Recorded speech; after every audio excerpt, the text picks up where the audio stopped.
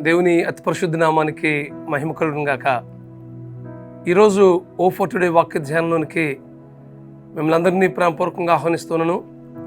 ఈ ధ్యానాన్ని వింటున్న మీ అందరికీ మన ప్రభువైన యేసుక్రీస్తు నామములో లైఫ్ చర్చ్ వైజాగ్ నుంచి శుభములు తెలియజేస్తా ఉన్నాను. ఈరోజు అపోస్తలుడైన పౌలు ఫిలిప్పీకి రాసిన పత్రిక 4వ అధ్యాయం 11వ వచనం చదువుకుందాం.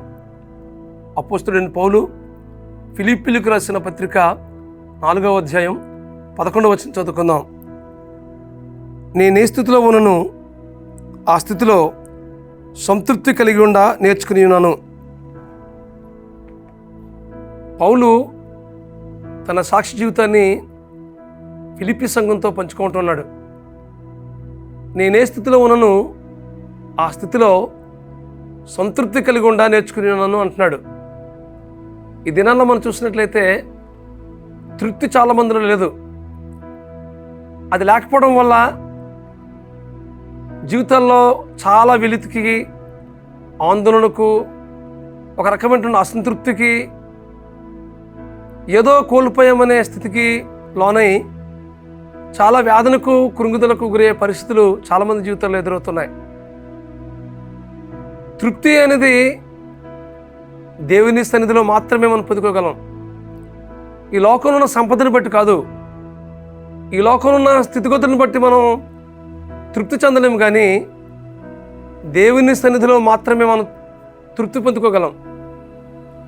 దేవుని మీద ఆధారపడి ఆయన ఇస్తున్న ప్రతి దాని మీద ఆనుకుని ఆయన నుండి మనం పొందుకుంటూ ఉన్నప్పుడు తృప్తి అనేది దొరుకుతూ ఉంటుంది. దేవుడు మనకిస్తున్న స్థితిని బట్టి, దేవుడు మనకిస్తున్న ఆశీర్వాదాన్ని బట్టి, దీవెనను బట్టి, ప్రభువా నాకు ఇచ్చిన స్థితిని బట్టి నీకు స్తుతిస్తున్నాను ప్రభుని దేవునికి స్తుతించినప్పుడు, దేవుని మీద ఆధారపడి దేవుని మనం పొందుకుంటున్నప్పుడు మన జీవితాల్లో తృప్తిగా ఉండడం మన జీవితాల్లో ఉంటుంటాయి.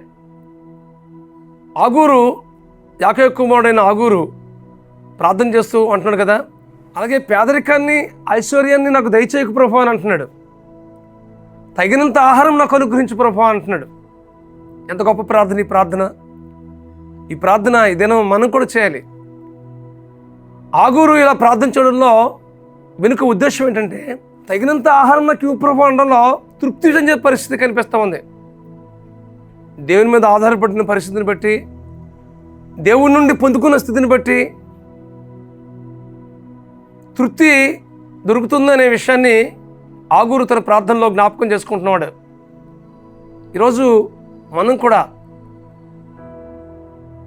మనకున్న స్థితిని బట్టి, మనకున్న దీవెనను బట్టి మనం తృప్తి కలిగకుండా నేర్చుకోవాలి.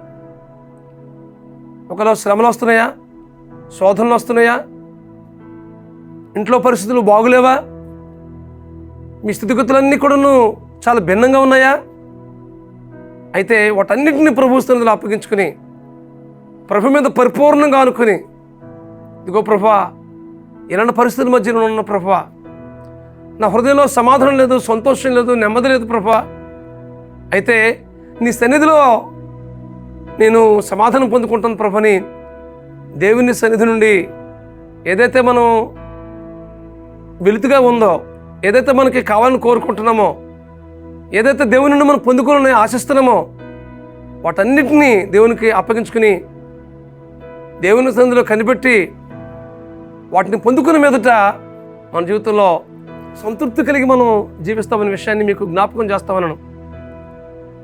నేను ఏ స్థితిలో ఉన్నాను సంతృప్తి కలిగి ఉండా నేర్చుకుంటున్నాను అని పౌలు తన జీవితానుభవాన్ని తెలియజేస్తామన్నాడు. వాక్యం ఉంటుంది మీ జీవితాల్లో కూడా. ఇదిగో ప్రభువా మీరు ఇస్తున్న ప్రతి ఆశీర్వాదాన్ని, నేను ఏ స్థితిలో ఉన్నానో ఆ స్థితిలో నుంచి నువ్వు దీవిస్తున్న స్థితిని బట్టి నీకు కృతజ్ఞతాస్తుతి చెల్లిస్తున్నాను ప్రభుని దేవుని సన్నిధిలో స్తుతిస్తూ ఆయన మీద పరిపూర్ణంగా ఆధారపడుతూ ఆగూరు లాగే మనం కూడా ప్రార్థన చేద్దాం. తగినంత ఆహారం నాకు అనుగ్రహించు ప్రభువా.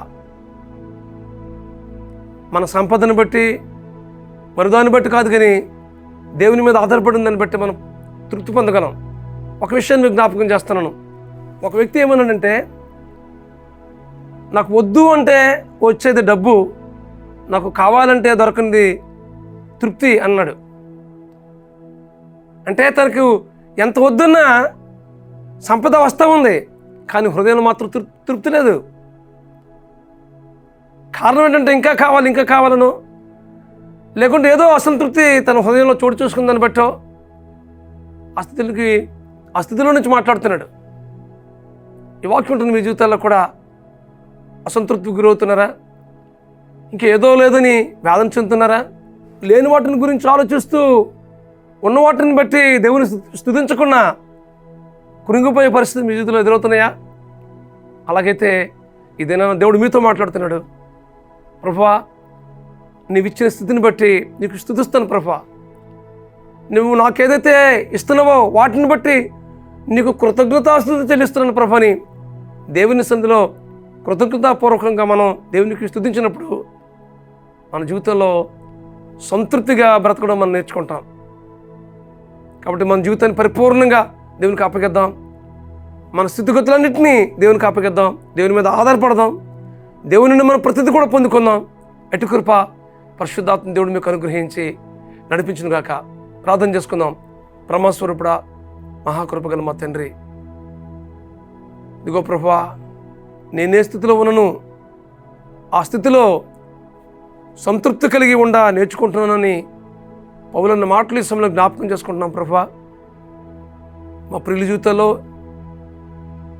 ఎవరైతే అసంతృప్తిగా బ్రతుకుతున్నారో ప్రభువా, ఇంకే వెలితితో వీళ్ళు హృదయాల్లో సమాధానం లేకుండా సంతోషం లేకుండా ఉన్నారో ప్రభువా, ఇదిగో ప్రభువా, మీ సన్నిధి నుండి ప్రతిదాన్ని పొందుకుని సంతృప్తి కలిగిన జీవితాలు కలిగి జీవించడానికి కృప చూపించమని మా ప్రభువైన యేసుక్రీస్తు నామములో ప్రార్థన చేయుచున్నాం తండ్రి. ఆమేన్, ఆమేన్, ఆమేన్.